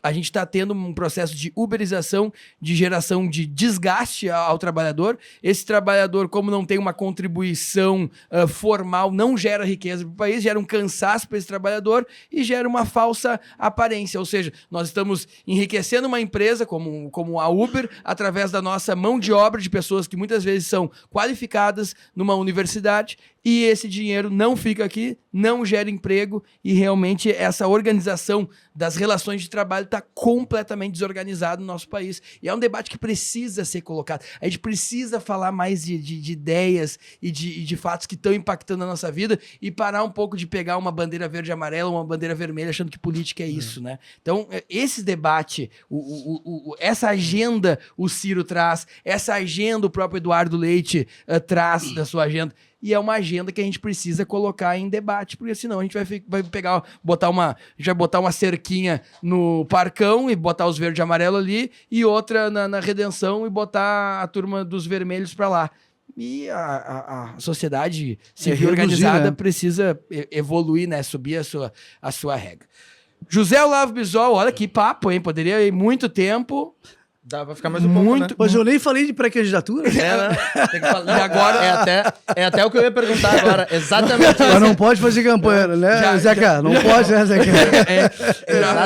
Exatamente. O bom do Zeca nos acompanhar, né? O Zeca tem horário também, o Bisol também, mas o bom do Zeca nos acompanhar 5, 10 minutinhos é que eu conheço a mente do Zeca. O Zeca já olhou a candidatura do Bisol, ele já deve ter feito um baita de um cenário. Eu acho que desse encontro aqui pode até surgir uma reunião ali, porque o Zeca é uma mente extremamente criativa e bom. O Zeca é nosso terceirizado, é a agência da FAMURS, então a gente debate muito. E o Zeca traz um olhar diferente e isso dá certo, né? Então eu tenho certeza que o Zeca já montou um cenário pro Bisol. Então, eu vou te confidenciar. Eu vou te confidenciar. Muito antes de falar sobre a eleição municipal que gerou a vitória através do Zeca, eu já confidenciava para ele meus projetos lá atrás. Isso que é interessante. Bisol, ia te perguntar, mesma coisa que eu perguntei pro Argenta, né? Quando o Argenta esteve aqui, eu falei pra ele, pô, Argenta, você tá com a vida ganha, né? Já tá com uma certa idade, né? Aproveita a vida, né? Curte. O que tu quer? Tu acordou um dia e falou assim, tô com pouco problema, vou arrumar mais um pouco de problema, vou ser governador de estado. Pra ti, exatamente a mesma coisa. Tu acabou de nos comentar que o teu escritório é o maior escritório, um dos maiores, ou o maior do litoral gaúcho. Então, a parte financeira a gente entende que tá estabelecida. Tá se ajeitando. Tá razoável. Dá pro leite das crianças lá. Tem mais um. E precisa, né? Precisa, rapaz. Eu tô fazendo um caixa pra faculdade, pra comprar aqui. Qual é a imobiliária? Soma Companhia A Imobiliária. Soma, meu. E aí tá vindo aí uma terceira filha, uma terceira menina, né? Todas meninas. E aí tu chegou um determinado momento que tu decidiu, vou entrar deputado estadual. Por que o Bisol, que arrumou aquele problema e entrar no Inter lá, agora quer arrumar um outro problema, vamos dizer assim, para parte pessoal, né? Porque, claro que pode se fazer muitas coisas boas, né, como deputado estadual, mas por que mais essa função? Por que decidir entrar definitivamente para frente da política? Primeiro que eu acho que é perfil de ser humano, né? Perfil de pessoas que querem, encontram desafios, que querem contribuir, que talvez poderia ficar até me aposentar no meu escritório fazendo o que gosto. Eu gosto muito de advogar, faço com muito prazer, mas são aquelas motivações da vida da gente que deve ser talvez da família, deve ser da formação, deve ser uma série de fatores que nos deixam numa condição de querer contribuir. Mas eu acho que, acima de tudo, eu falei da função da minha formação jurídica, que me trouxe essa visão. Eu sou de família bastante humilde, assim, e a vida foi nos ensinando várias coisas, mas uma das coisas que mudou, virou a chave para mim foi a educação, foi eu ter me formado em Direito e ter contribuído lá na faculdade com o ambiente social de dizer para as pessoas minimamente seus direitos, como eu falei, PROCON, Defensoria Pública, o que faz o Ministério Público, o que faz seus direitos mínimos ali, como é que tu participa do teu bairro, como é que tu pode mudar um pouco a tua situação financeira, enfim... E entender que muita gente precisa disso foi onde me levou a estar num partido político. E a juventude, lá quando eu comecei a militar como presidente da juventude, comecei a percorrer o litoral inteiro fazendo política pública de juventude, é que hoje ainda me remete numa situação de poder imaginar que o mandato eu possa construir algo diferente para a juventude. E aí, claro, tem uma bandeira que foi o que me motivou, e é uma bandeira muito batida, porque é sem profundidade, todo mundo fala que a educação muda o mundo, e é verdade. Só que pouca gente fala com profundidade e, de fato, querendo apresentar algo para mudar.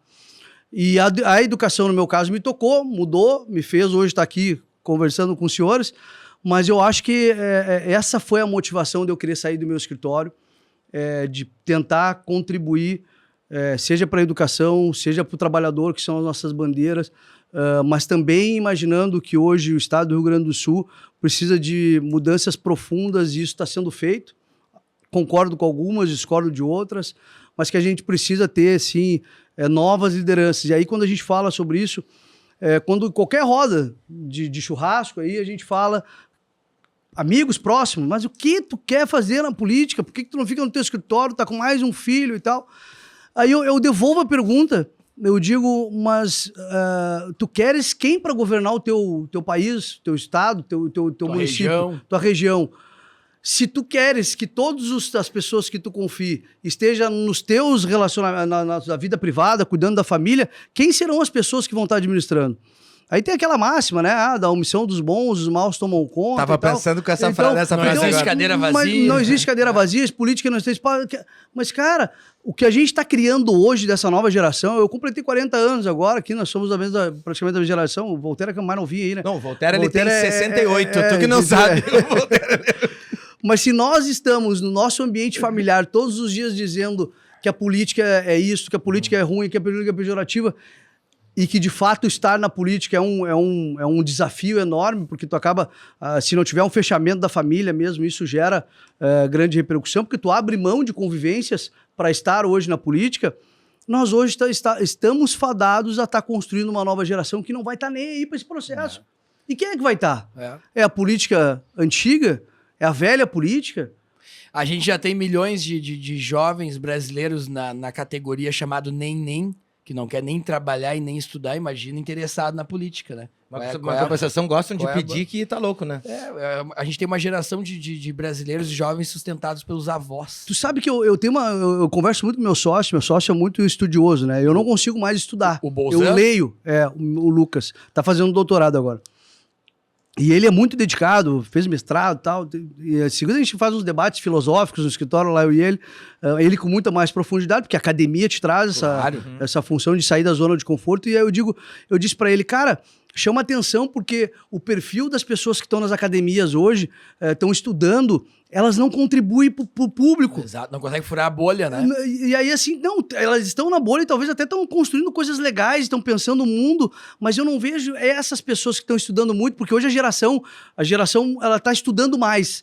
Só que aí, ao mesmo tempo que tu está estudando mais, tu não está inserido nem no mercado de trabalho, às vezes porque não tem trabalho, estão estudando. Tá suando menos. E tá estudando, e tu não consegue não tá sair ocupando daquilo espaços, ali, né, de protagonismo. para dizer o seguinte, cara, eu estudei muito, agora eu vou contribuir para mudar algo na nossa sociedade.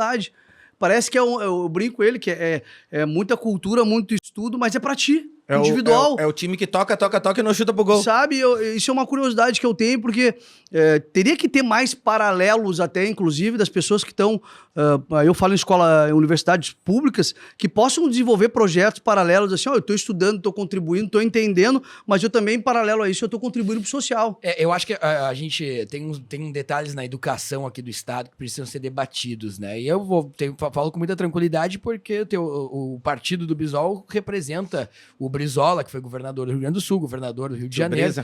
Hoje, o Brizola implementou, né, através também do Colares, os CIEPs, que são escolas de tempo integral que têm um papel de formação de cidadania, principalmente para preencher uma lacuna social, muitas vezes que essas crianças não têm onde ficar, sequer têm pais presentes pelas suas condições de vulnerabilidade social. É essa a origem do CIEP, né, ocupação em tempo integral, inclusive final de semana. Que curioso, né? A origem do CIEP, que é o Rio Grande do Sul, através do Brizola, hoje, o Rio Grande do Sul, Brizola, isso eu falei com a secretária Raquel, secretária estadual de Educação, hoje o Rio Grande do Sul é o estado com menos número de vagas para a escola integral no Brasil. Olha o debate. O Brizola implementa aqui os CIEPs, implementa a cultura da escola integral, que ainda é muito atual essa pauta pela desigualdade social que nós vivemos, e hoje o Rio Grande do Sul está em último colocado entre todos os estados brasileiros como o estado que menos oferta vagas e que menos tem alunos em escola em tempo integral. Ou seja, está desmobilizado esse tipo de educação que pode ser integrativa também, né, Bisol? Tu imagina isso, tu imagina essa informação aliado ao momento que a gente vive de 2 anos praticamente de atraso escolar, em que a gente precisa travar uma discussão e uma recuperação, isso está sendo feito na Assembleia já, de como nós vamos recuperar esses 2 anos aí sem ter profundidade em vários níveis escolares, e ainda assim ter que recuperar daquelas pessoas mais carentes ainda, que têm maior dificuldade de inserção, principalmente quando o Estado não tem mais capacidade de ter escola física, e aí é outro debate que a gente trava, principalmente lá no litoral também. Hoje o Estado não tem mais a capacidade de investimento e muito menos de conservar aquilo que está posto. As escolas estaduais hoje vivem de ajuda da sociedade, por vezes, de fazer rifa, de fazer multirões para poder reformar um telhado. Estou falando agora de um exemplo de Terra de Areia lá, que era um exemplo caótico que tinha lá. Então hoje eu entendo e quero aqui dizer que compreendo também o momento que a gente vive, e ainda mais com a velocidade que veio tudo isso com a pandemia, de que talvez o modelo não é mais ter escola física, não sei, mas a gente tem capacidade tecnológica para levar para todo mundo, inclusive para as pessoas mais carentes, para ela poder estudar. Qual é a capacidade de absorção do conhecimento com as tecnologias hoje? É a mesma coisa que estar em aula. A pedagogia nos informa hoje que não é a mesma coisa das relações humanas, de tu estar num ambiente com pessoas, do que estar na tela só aprendendo. Então, e aí mais me reforça, nós temos que ter ainda estrutura para recepcionar as pessoas, mas ao mesmo tempo temos que ter tecnologia. Então, a gente tem que travar um debate enorme, e a gente vê, infelizmente, aqui eu volto a dizer, o estado do Rio Grande do Sul teve evolução em um monte de situações. A gente tem capacidade de investimento, mas eu vi muito pouco investimento na educação. Muito pouco investimento na educação. E aí, nesse processo, assim, eu vi também Agora faço um paralelo com o Internacional, que a gente estava falando antes ali de o clube ter que ser pujante e tu tem que buscar outras receitas, tu tem que buscar fidelidade do sócio, tu tem que buscar em marketing, tu tem que buscar em contratações, tem que acertar na contratação lá na base, cuidar lá para poder ter investimento no futuro. O estado do Rio Grande do Sul hoje, ele só investe porque ele se reestruturou administrativamente.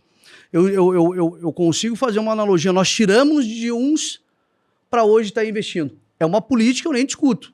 Eu nem discuto se o modelo está certo ou não, porque foi para isso que se propôs a fazer. Mas nós não fomos um estado pujante. Pode ser que agora, com os investimentos, a gente consiga ser um estado atrativo para vir mais empresas, um estado atrativo para gerar mais imposto, um estado atrativo para poder também formar mais pessoas, um estado atrativo para trazer mais ambiente tecnológico para cá. Mas neste momento a gente teve que cortar na carne de muitos para hoje dizer que a gente está reinvestindo no estado. Sabe o que eu acho? Só uma opinião minha quanto à educação, né? Não sei até se tem, tu que manja pelo menos umas 30 vezes mais que eu de política e Voltaire, não sei se tem, se tiver tu me ajuda, tá? A gente vê, e que tá na mídia muito forte, sobre Lei Rouanet, que é os empresários, o cara consegue a aprovação do crédito, o empresário vai lá e banca. Por que para as escolas municipais não se pode fazer a mesma coisa? Não seria uma boa ideia, às vezes o empresário, ao invés de pagar o imposto lá, pega o Argenta, pega o Grendene lá, ao invés de pagar o imposto, por que ele não bota na escola pública? Tu acabou de falar. Eu até tinha ouvido um comentário outro dia das escolas lá do Zuco, que acaba que os empresários acabam ajudando a dar uniforme, coisa lá, mas acaba tirando do próprio... Por que não faz alguma lei que, como, sei lá, lei Leonel Brizola, que apoiou tanto a educação, para o cara tirar da empresa e o dinheiro já fica aqui e dar uma boa de uma guinada nas escolas. É viável? Acho que é viável, né? Eu acho até que tem alguma coisa parecida com isso, quando a gente tem a questão da nota fiscal, direcionamento de imposto, eu acho que deve ter alguma coisa nesse aspecto. Tem várias formas de tu contribuir para as escolas, seja por doação voluntária ou até mesmo, se eu não me engano, eu acho que até destinação de imposto de renda, algo nesse sentido. O governo tem preparado isso, tem várias... o estado do Rio Grande do Sul tem falado muito sobre isso. Mas tu falava do aspecto do envolvimento do empresariado nessa função, mas o que falta também é muita falta de transparência na gestão das coisas. O empresário também precisa enxergar que onde ele está destinando o dinheiro tem evolução. Isso precisa ser atrativo para o empresário. A gente, às vezes, também vira um pouco a chave e diz, mas o empresário tem que estar ajudando, tem que estar... Falo isso um pouco da minha região lá. A semana estava numa loja lá em Tramandaí, eu gosto muito de variar os lugares que vou lá para ouvir as pessoas, né?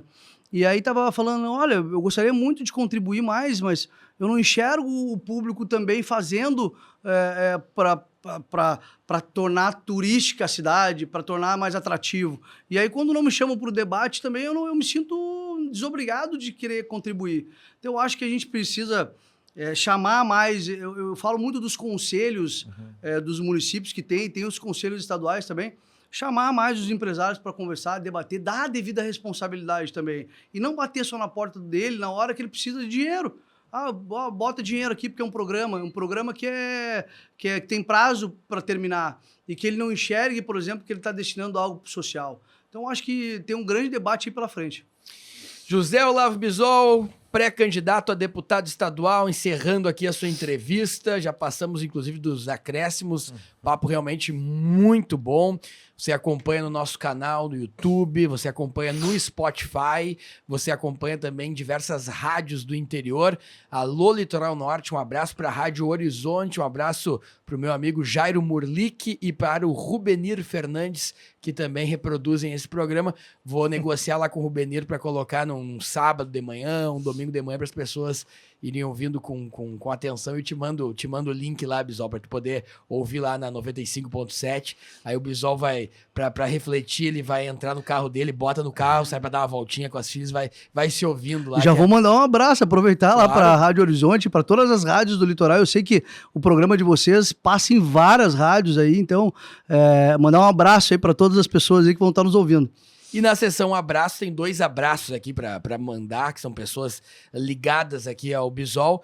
A primeira é minha sempre colega, mas grande amiga, Analice Bolzan, que durante 1 ano e 3 meses foi minha colega ali na FAMURS. Desenvolvemos uma grande amizade e faz parte da família do Bisol. É uma amiga, assim, para todas as horas, uma pessoa muito inteligente e que tem uma trajetória muito bonita. E quem mandou um grande abraço também pro Bisol, esteve comigo recentemente, eu havia comentado que iríamos gravar com o Bisol, é o ex-prefeito de Palmeira das Missões, ex-presidente da FAMURS, o Dudu Freire, também é um grande amigo do Bisol, Grande amigo figura. da família, pediu para mandar um abraço. Bisol, encerramento, prazos finais, considerações. Só a última pergunta, expectativa de voto de 35 a 40 mil votos, de 40 a 50 mil, porque tem um peso, né, Zeca? Tu ser da família do Romildo e ser pré-candidato a deputado estadual, né?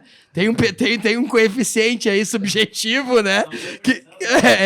Não é pressão. Não, e não, Barbada, né? e não é pressão no eleitorado do litoral norte, né? Mas não tem deputado do litoral, né? Hoje na Assembleia, né? Tem o Gabriel, né? Ah, o Gabriel, é verdade. O Gabriel aí. É verdade. Assim, para planejamento e organização, a gente tem um número para atingir. Mas nada significa vitória. Claro. Nada. Todas essas relações, elas convergem para um ambiente Falei propositivo. aqui para gerar uma energia. Claro que a gente sabe que é bem bastante complicado se a gente também imaginar os números. É óbvio que antes de estar nesse processo, eu pesquisei, estudei muitos números. E é curioso, porque no litoral nós temos 300 mil eleitores, 320 mil eleitores, vamos botar que seja 280. Que Dá 3 cadeirinhas, hein? Não, daria para fazer uma bancada muito boa na Assembleia, daria né? 6 deputados tranquilamente, então, assim, se votassem. Mas os números nos mostram que ninguém se elege. Nenhum dos deputados que até hoje tiveram mandato estadual se elegeu com os votos do litoral. Então isso é uma curiosidade, não dá para brigar com os números, né? A gente tem que saber exatamente qual é o tamanho que a gente tem no litoral. E tá se criando um ambiente favorável porque o Gabriel, pré-candidato a governador, ele tá saindo fora do processo, o que nos coloca numa situação de não ter ninguém lá no litoral com mandato indo à reeleição a deputado estadual. Então o processo está aberto, ou seja, todo mundo vai estar em igualdade. A gente cria, né, uma grande expectativa, porque, como tu disseste no início, o Romildo foi deputado estadual, não o Júnior, o pai dele foi deputado estadual pela região, o Ciro Simone foi 6 vezes deputado pela região também. Secretário de Saúde, enfim. E o MDB também teve sempre uma representação na Assembleia, então sempre ficou entre o PDT e entre o MDB as cadeiras da Assembleia, e por muitos anos 2 representantes na Assembleia. O Alceu, que é de lá, vai à federal, né? Quase disputou com o próprio Gabriel ali, uma espécie de prévia e debate interno com o MDB. Isso. O Gabriel, que é o deputado estadual da Rio, vai ao governo do estado. O Alceu vai a deputado federal. E aí tá quase uma estrada Romildo Bolzan pra ti.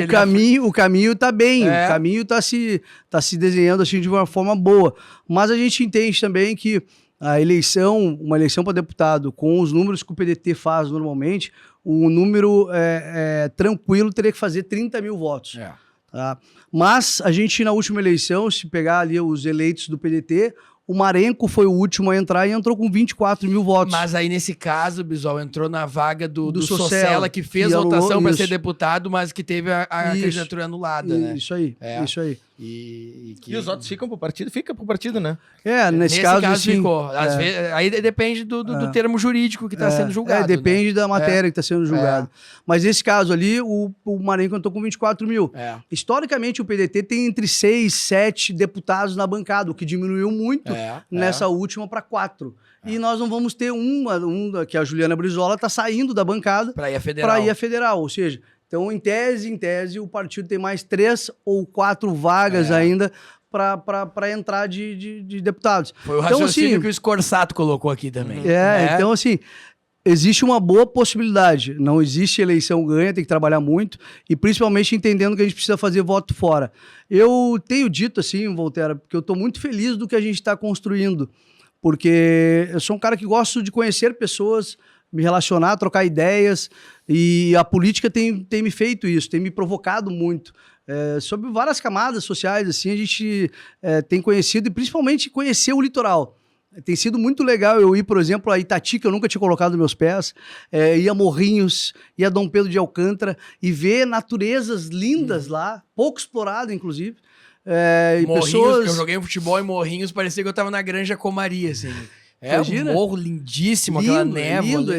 Lindo. Tem vários lugares lindos no litoral. Então, assim, eu tenho dito que se nada der certo, a gente está nesse processo para vencer, para ganhar, tem estratégia, tem organização, tem densidade política, tudo isso tem. Mas se nada der certo, eu tenho dito que eu estou conhecendo muitas pessoas, fazendo muitas amizades, e a eleição é no domingo.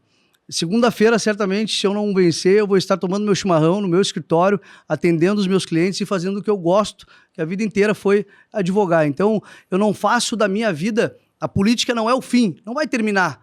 Mas se eu puder continuar contribuindo de alguma forma ou de outra na política, a gente pode, de repente... E se não se eleger, 2024 vai a vereador, não é assim. prefeito, né? Não é assim também, esse não é o debate. Não tem plano B? O debate é o seguinte... O político não faz um plano B. Não é o fim. Eu nunca vi... Foi o ambiente que se criou para hoje a gente estar nesse processo como pré-candidato a deputado estadual. Pela lacuna que o partido tinha, pela história que eu tinha contribuído, gerou essa possibilidade. Debate sobre vereador, prefeito, são circunstâncias que já se tem um processo já formado naquela cidade. Então eu gosto, provavelmente vou estar dentro do processo político, mas está dentro de um processo político mais de bastidor, de organização. Sim. José Olavo Bisol, muito obrigado, volte sempre, boa sorte aí na caminhada, conta conosco e muito bom esse bate-papo, até uma próxima. Eu que agradeço aí, obrigado Voltaire, Damin, coisa boa estar com vocês aí, obrigado. Valeu. Aí.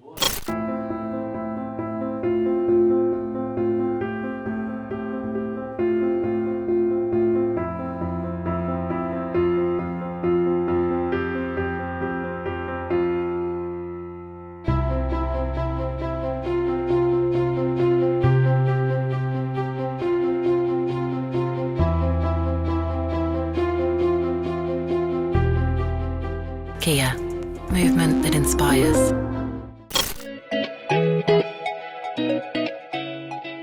Sejam todos bem-vindos ao mais novo e completo complexo hoteleiro do Rio Grande do Sul, localizado no Centro Internacional de Arte e Cultura Humanista Recanto Maestro, na região central do Rio Grande do Sul e a poucos minutos de Santa Maria.